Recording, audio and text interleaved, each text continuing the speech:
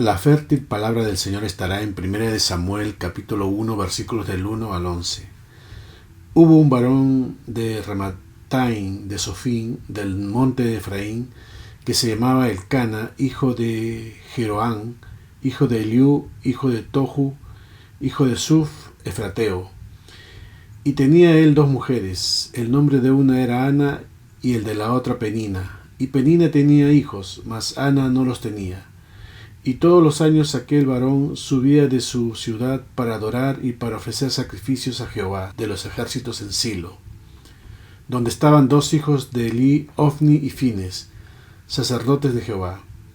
Y cuando llegaba el día en que Elcana ofrecía sacrificio, daba a Penina su mujer, a todos sus hijos y a todas sus hijas, y a cada uno su parte, pero a Ana daba una parte escogida, porque amaba a Ana, aunque Jehová no le había concedido tener hijos. Y su rival la irritaba, enojándola y entristeciéndola, porque Jehová no le había concedido tener hijos. Así hacía cada año cuando subía a la casa de Jehová, la irritaba así. Por lo cual Ana lloraba y no comía. Y Elcana su marido le dijo: Ana, ¿por qué lloras? ¿Por qué no comes? ¿Y por qué está afligido tu corazón? ¿No te soy yo mejor que 10 hijos? Y se levantó Ana después que hubo comido y bebido en Silo, y mientras el sacerdote Eli estaba sentada en una silla junto a un pilar del templo de Jehová, ella con amargura del alma oró a Jehová y lloró abundantemente. E hizo voto diciendo: Jehová de los ejércitos, si te dignares mirar a la aflicción de tu sierva, y te acordares de mí, y no te olvidares de tu sierva, sino que dieres a tu sierva un hijo varón, yo lo dedicaré a Jehová todos los días de su vida, y no pasará navaja sobre su cabeza. Este es un pasaje que muchos lo toman como una simple historia, pero lo cierto es que están escondidas revelaciones, cosas que debiera saber la iglesia, pero la mayoría solo tienen la forma, mas no la sustancia. Y esa forma no es la vida de la iglesia, y como no se tiene vida tampoco se puede dar. Ahora, el periodo más bajo de la iglesia de los congregados en la antigüedad es el periodo de los jueces, en donde dice la escritura que no tenían rey y que cada uno hacía lo que bien le parecía. Pero en ese periodo estaba Ruth, lo que sería un remanente, también Ana, de quien vamos a hablar hoy, y quien refleja la esterilidad de la iglesia o de la asamblea, porque ese es otro de los significados para iglesia. Hoy muchas iglesias físicas son vidas estériles, muy fructíferas en la carne, pero muy estériles a lo que tiene que ver con el espíritu. Y la escritura habla a ese pueblo espiritual. Así que lo que hizo el Señor desde tiempos antiguos fue mostrarnos a través de su palabra que siempre había mujeres estériles como Sarai, Raquel, Rebeca y Elizabeth en el Nuevo Testamento. Dice Lucas capítulo 1 versículo 36: Y he aquí tu parienta Elizabeth, ella también ha concebido hijo en su vejez, y este es el 6º mes para ella, la que llamaban estéril. Lo que nos está queriendo mostrar el Señor a través de las Escrituras es que el hijo que había de nacer a este pueblo especial no era un remanente que viniera de una familia de la carne. Es un pueblo que va a salir de una naturaleza completamente diferente. Es una nación dentro del mundo que no pertenece al mundo, cuyo padre y cuyo origen no es un hombre, es espíritu, y nos da vida espiritual. Dice Efesios capítulo 2 versículos del 1 al 3: Y Él os dio vida a vosotros cuando estabais muertos en vuestros delitos y pecados, en los cuales anduvisteis en otro tiempo, siguiendo la corriente de este mundo, conforme al príncipe de la potestad del aire, el espíritu que ahora opera en los hijos de desobediencia, entre los cuales también todos nosotros vivimos en otro tiempo, en los deseos de nuestra carne, haciendo la voluntad de la carne y de los pensamientos, y éramos por naturaleza hijos de ira, lo mismo que los demás. Ahora, esa vida espiritual debe crecer, ser maduro. De ahí que el apóstol Pablo dice en Gálatas capítulo 4, versículo 19: Hijitos míos, por quienes vuelvo a sufrir dolores de parto, hasta que Cristo sea formado en vosotros. Con esta breve introducción empezamos en el versículo 1. Hubo un varón de Ramataim, de Sofín, del monte de Efraín, que se llamaba Elcana, hijo de Jeroán, hijo de Eliú, hijo de Tohu, hijo de Suf, efrateo. El significado del Elcana es Dios ha redimido. Versículo 2. Y tenía él dos mujeres, El nombre de una era Ana y el de la otra Penina. Y Penina tenía hijos, mas Ana no los tenía. Así entonces Elcana tenía dos mujeres. Una era Ana, que era estéril, y la otra Penina, con quien sí tenía hijos. Versículo 3. Y todos los años aquel varón subía de su ciudad para adorar y para ofrecer sacrificios a Jehová de los ejércitos en Silo, donde estaban dos hijos de Elí, Ofni y Fines, sacerdotes de Jehová. Ahora, ¿qué representa Silo? Veamos la forma. En aquel tiempo, cuando Israel entra a la tierra prometida, 7 de las tribus aún no habían tomado posesión, inclusive después que la tierra prometida fuese sometida. Así que Josué los reprende. Dice Josué capítulo 18, versículos del 1 al 7. Toda la congregación de los hijos de Israel se reunió en Silo y erigieron allí el tabernáculo de reunión después que la tierra les fue sometida. Pero habían quedado de los hijos de Israel 7 tribus a las cuales aún no habían repartido su posesión. Y Josué dijo a los hijos de Israel: ¿Hasta cuándo seréis negligentes para venir a poseer la tierra que os ha dado Jehová, el Dios de vuestros padres? Señalad entre varones de cada tribu para que yo los envíe, y que ellos se levanten y recorran la tierra, y la describan conforme a sus heredades, y vuelvan a mí. Y la dividirán en 7 partes, y Judá quedará en su territorio al sur, y los de la casa de José en el suyo al norte. Vosotros pues delinearéis la tierra en 7 partes, y me traeréis la descripción aquí, y yo os echaré suertes aquí delante de Jehová nuestro Dios, pero los levitas ninguna parte tienen entre vosotros, porque el sacerdocio de Jehová es la heredad de ellos. Gad también y Rubén también y la media tribu de Manasés ya han recibido su heredad al otro lado del Jordán al oriente, la cual les dio Moisés, siervo de Jehová. Así que fue en Silo, en la tierra prometida, donde se erigió el tabernáculo de reunión, y en donde todos los pueblos volvían a reunirse en Silo varias veces al año para dar gracias, para orar y para recibir las bendiciones. Pero aquella alegría de la unidad no duró mucho. Las noticias de una mujer torturada hasta morir terminó por destruir la comunión en la nación de Israel. Y tras una sangrienta batalla, y aunque prácticamente todo el pueblo de Benjamín murieron, se unieron en una fiesta de celebración, por lo que la celebración en Silo se convirtió en un símbolo de la unidad y la victoria del amor. Pero pasan los años y por doquier corren rumores sobre la corrupción reinante en Silo. Las personas evitan ir al tabernáculo y éste queda desierto. Pero a pesar de todo, Elcana sigue acudiendo, aunque los 2 hijos de Elí que ministraban en Silo, Ofni y Fines, eran impíos, sirviendo en el templo sin conocimiento del Señor. Dice 1 Samuel capítulo 2 versículo 12. Los hijos de Elí eran impíos y no tenían conocimiento de Jehová. Vemos también 1 Samuel capítulo 2 versículos del 22 al 25. Pero Elí era muy viejo y oía de todo lo que sus hijos hacían con todo Israel y cómo dormían con las mujeres que velaban a la puerta del tabernáculo de reunión.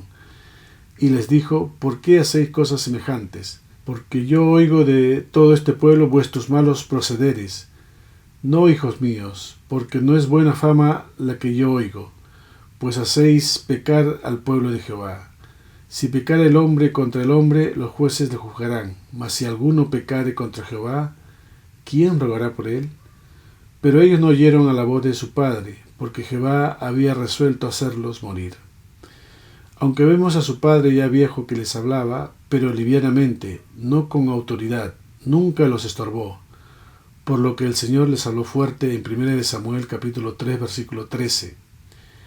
Y le mostraré que yo juzgaré su casa para siempre, por la iniquidad que él sabe, porque sus hijos han blasfemado a Dios, y él no los ha estorbado. Seguimos con nuestro texto principal en el versículo 4. Y cuando llegaba el día en que Elcana ofrecía sacrificios, daba a Penina su mujer, a todos sus hijos y a todas sus hijas, a cada uno su parte. Daba a cada uno la ofrenda para el sacrificio, tanto a Penina como a sus hijos que tenía con ella. Versículo 5. Pero a Ana daba una parte escogida porque amaba a Ana, aunque Jehová no le había concedido tener hijos. Elcana amaba a Ana, por eso le daba una buena parte, una parte escogida, para la ofrenda, es decir, Ana se presentaba con una mejor ofrenda para el sacrificio. Versículo 6. Y su rival la irritaba enojándola y entristeciéndola porque Jehová no le había concedido tener hijos. Por la razón del versículo anterior, Penina descargaba su envidia, haciéndola recordar que ella, Ana, era estéril. Versículo 7. Así hacía cada año cuando subía a la casa de Jehová, la irritaba así, por lo cual Ana lloraba y no comía. Imagínense, cuando iba a presentar su ofrenda cada año al Señor, Penina la hacía sufrir, enojándola en llanto y sin comer. Versículo 8. Y Elcana su marido le dijo: Ana, ¿por qué lloras? ¿Por qué no comes? ¿Y por qué está afligido tu corazón? ¿No te soy yo mejor que 10 hijos? Se puede deducir 2 cosas de esto. Una, que Elcana, al hacer esa pregunta a Ana, o no sabía que Penina la molestaba profundamente, o que solo estaba haciendo la vista gorda. Pero notamos que Ana sí amaba a su marido, porque después de las preguntas que le hizo Elcana, tomó valor y vean lo que hizo. Versículo 9. Y se levantó Ana después que hubo comido y bebido en Silo, y mientras el sacerdote Elí estaba sentado en una silla junto a un pilar del templo de Jehová. Vean que se levantó Ana después que hubo comido y bebido en Silo, y Silo en lo espiritual representa a Cristo. Dice Génesis capítulo 49 versículo 10. No será quitado el cetro de Judá, ni el legislador de entre sus pies, hasta que venga Silo, y a él se congregarán los pueblos. Versículo 10 de nuestro pasaje. Ella con amargura del alma oró a Jehová y lloró abundantemente. Esta mujer dice: yo soy estéril, no puedo concebir hijo, así que lo único que le queda es pedir al que lo puede dar, porque revertir esa esterilidad en el caso de una vida espiritual solo proviene de Dios. No se le puede pedir a un hombre. Es cierto, Dios ha usado a algún hombre, alguien que nos ha ayudado en la vida, pero ningún hombre puede engendrar la simiente. No existe eso. No va a ser el pastor de la iglesia o el ministro que tenga la iglesia. Incluso, por ejemplo, Pablo declara en 1 Corintios capítulo 3 versículo 7: así que ni el que plante es algo, ni el que riega, sino Dios que da el crecimiento. Entonces, si el crecimiento viene de Dios, ni negar que la simiente o el engendrar es de Dios, inclusive la perfección. Dice Hebreos capítulo 6 versículo del 1 al 13. Por tanto, dejando ya los rudimentos de la doctrina de Cristo, vamos adelante a la perfección, no echando otra vez el fundamento del arrepentimiento de obras muertas, de la fe en Dios, de la doctrina de bautismos, de la imposición de manos, de la resurrección de los muertos y del juicio eterno, y esto haremos si Dios en verdad lo permite. Entonces, pedir nacimiento, ¿a quién? Vimos entonces lo que dice Efesios capítulo 2 versículo 1. Él os dio vida a vosotros, ya no solo a Ana. Noten que este libro está hablando de esa vida espiritual que nosotros requerimos. Dice que Él nos bendijo con toda bendición espiritual, como lo hizo con Abraham. Dice después que nosotros nos encontrábamos muertos, y la palabra dice en vuestros delitos y pecados. ¿Saben lo que la palabra delito significa? Extraviarse en el camino, salirse del camino, y ese es nuestro estado. Pero noten lo que dice después: en los cuales anduvisteis en otro tiempo, siguiendo la corriente de este mundo. Por ahí parte el darse cuenta de que somos o hemos sido una vida estéril, y no llenarlo como hacen muchos religiosos con cosas al que quieren llamar vida, con actividades de la iglesia o con solo asistir a la iglesia sin considerar la palabra.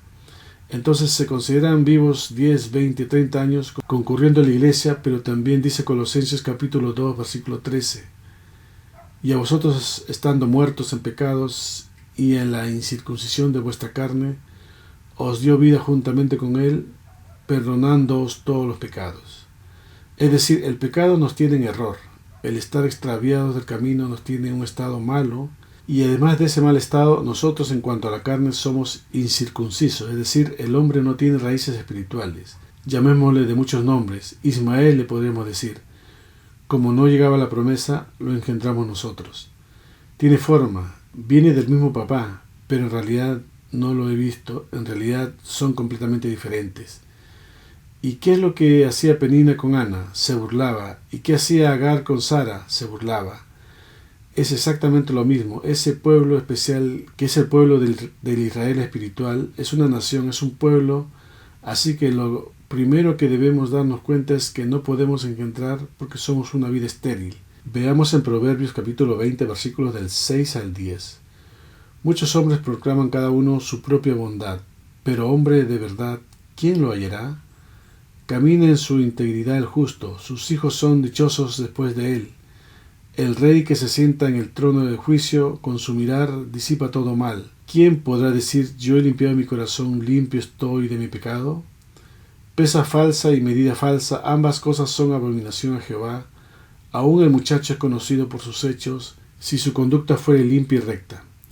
De esto hay mucho en la iglesia, lo vamos a llamar apariencia. Miren, dice para que nadie se engañe, muchos hombres proclaman cada uno su propia bondad, es decir, con quien hable le va a declarar su bondadosa vida, su propio testimonio, su propia buena manera de vivir. Se lo va a declarar. Entonces, como que las escrituras les dijeran, pero desde que lo que tú dices, desde lo que tú hablas, que eres esto, que eres lo otro, pero hombre de verdad, ¿quién lo hallará? Dice, camina en su integridad el justo. Noten, camina en su integridad el justo. Sus hijos son dichosos después de él. El rey que se sienta en el trono del juicio con su mala mirada disipa todo mal. Vive una vida de tal rectitud que con el solo hecho de mirarte te dice lo que tú haces está mal. Y entonces dice, ¿quién podrá decir yo he limpiado mi corazón? ¿Ven? Es como decir, ¿quién podrá decir yo cambié? Porque nosotros tenemos estas conductas con las cuales tratamos de engañar, pero si alguien osara decirlo cuando conversa, sí, yo cambié, dice aquí, pesa falsa y medida falsa, ambas cosas son abominación a Jehová. Es como que el Señor dijera, ojo con lo que dices, porque si estás mintiendo, eres abominación delante de mí. Estás dando una referencia de ti que no es verdadera. Estás adulterando la verdad. Entonces, si nosotros nos comparamos a Ana, podríamos mirar y decir, ¿qué es lo que me tiene en este estado de esterilidad? El pecado. Pero, ¿en qué estoy fallando? ¿Por qué no estoy avanzando? ¿Por qué no manifiesto vida? No manifiesto vida porque soy estéril. Ese es un examen personal. Versículo 11 de nuestro texto base. Hizo voto diciendo, Jehová de los ejércitos, si te dignares mirar a la aflicción de tu sierva, y te acordares de mí, y no te olvidares de tu sierva, sino que dieres a tu sierva un hijo varón, yo lo dedicaré a Jehová todos los días de su vida, y no pasará navaja sobre su cabeza. Vemos cómo al parecer Ana conoce la fórmula, si podríamos llamarlo así, de cómo salir de ese estado de esterilidad. Miren 1 Samuel capítulo 1 versículos del 12 al 16. Mientras ella oraba largamente delante de Jehová, Elí estaba observando la boca de ella. Pero Ana hablaba en su corazón y solamente se movían sus labios, y su voz no se oía, y Elí la tuvo por ebria. Entonces le dijo Elí, ¿hasta cuándo estarás ebria? Digiere tu vino. Y Ana le respondió diciendo, no, señor mío, no, yo soy una mujer atribulada de espíritu. No he bebido vino ni sidra, sino que he derramado mi alma delante de Jehová. No tengas a tu sierva por mujer impía, porque por la magnitud de mis congojas y de mi aflicción he hablado hasta ahora. Ana le respondió diciendo, no, señor mío, yo soy una mujer atribulada de espíritu. Llama mucho la atención lo que hace ella porque dice, no he bebido ni vino ni sidra. ¿Quién le dio la orden? ¿De dónde lo sacó? Porque miren aquí en el libro de Jueces, en el caso de la madre de Sansón, dice Jueces capítulo 13 versículos del 2 al 3. Y había un hombre de Sora, de la tribu de Dan, el cual se llamaba Manoa, y su mujer era estéril, y nunca había tenido hijos. A esta mujer apareció el ángel de Jehová y le dijo, he aquí que tú eres estéril, y nunca has tenido hijos, pero concebirás y darás a luz un hijo. Ahora pues, no bebas vino ni sidra, ni comas cosa inmunda. A esta mujer sí se le dio la instrucción, y lo interesante es que Ana siguió la misma instrucción, aunque no fue visitado por ningún ángel. Entonces queda claro de que la Sagrada Escritura nos dice la forma de hacer las cosas. Eso es predicar el Evangelio. Muchos se cuestionan, no doy vida, algo pasa en mí que no me logro levantar, no se me ve crecimiento en el Señor. Y el ángel te dice, bueno, yo te voy a dar vida, pero antes de darte esa vida no beberás vino ni sidra ni cosa inmunda. Ahora, Abraham, antes de que fuese Abraham con H, pasó por un proceso de limpieza. Veamos en Gálatas capítulo 3 versículos 16 al 19. Ahora bien, a Abraham fueron hechas las promesas y a su simiente. No dice y a las simientes como si hablase de muchos, sino como de uno. Y a tu simiente, a la cual es Cristo. Esto pues digo, el pacto previamente ratificado por Dios para con Cristo, la ley que vino 430 años después, no lo abroga para invalidar la promesa, porque si la herencia es por la ley, ya no es por la promesa. Pero Dios la concedió a Abraham mediante la promesa. Entonces, ¿para qué sirve la ley? Fue añadida a causa de las transgresiones hasta que viniese la simiente, a quien fue hecha la promesa, y fue ordenada por medio de ángeles en manos de un mediador. Es decir, que hay un periodo entre que se está en estado de esterilidad y entre que viene la simiente, y entre ese proceso el Señor añadió algo para que el hombre se diera cuenta de algo. Veamos en el libro de Nehemías capítulo 9 versículo 1. El día 24 del mismo mes se reunieron los hijos de Israel en ayuno y con cilicia y tierra sobre sí, y ya se había apartado la descendencia de Israel de todos los extranjeros, y estando en pie confesaron sus pecados y las iniquidades de sus padres. ¿Cómo voy a confesar algo que no conozco? Entonces, la ley, ¿cuál es su objetivo? ¿Cuál es el objetivo de la palabra? Manifestarme de lo que me tengo que apartar. Es la razón por la que vino Juan el Bautista. Dice Mateo capítulo 3 versículos del 1 al 3. En aquellos días vino Juan el Bautista predicando en el desierto de Judea, y diciendo, arrepentíos porque el reino de los cielos se ha acercado. Pues este es aquel de quien habló el profeta Isaías, cuando dijo, voz del que clama en el desierto, preparad el camino del Señor, enderezad sus sendas. Viene alguien que dice, preparemos el camino, porque antes que nazca hay que preparar el camino. Dice después en Mateo capítulo 3 versículo 5.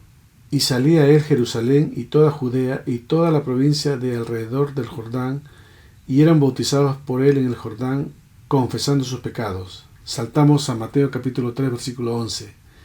Yo la verdad os bautizo en agua para arrepentimiento, pero el que viene tras mí, cuyo calzado yo no soy digno de llevar, es más poderoso que yo.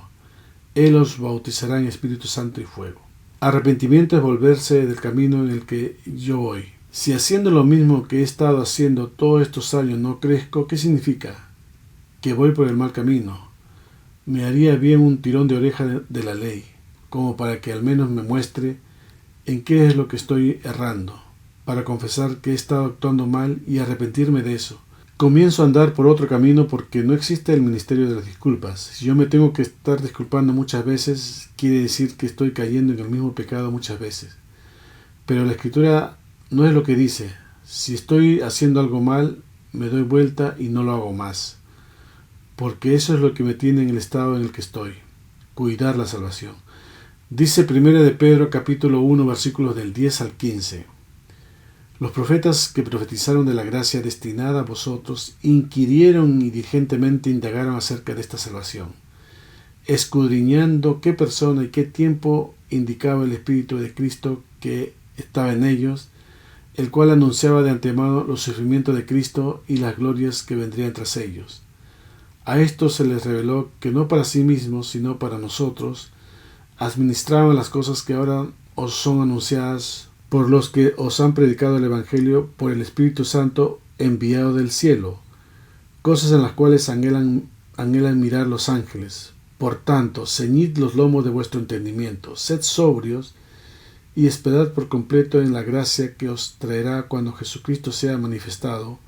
Como hijos obedientes, no os conforméis a los deseos que antes teníais estando en vuestra ignorancia, sino como aquel que os llamó es santo, sed también vosotros santos en toda vuestra manera de vivir. El Evangelio son las buenas nuevas, Cristo Jesús. Ellos estaban administrando el mensaje enviado desde el cielo. Porque ese Hijo no es de la tierra, no viene de un hombre. Dice también, sed sobrios, sinónimo de no beber vino ni sidra, pero no del licor, aunque claro, en lo natural eso no conviene, sino de las cosas que te da el mundo, que te emborrachan, y muchas veces ese apartarse es algo duro, ya que la gracia de la salvación es por causa de que Cristo se manifieste en mi vida.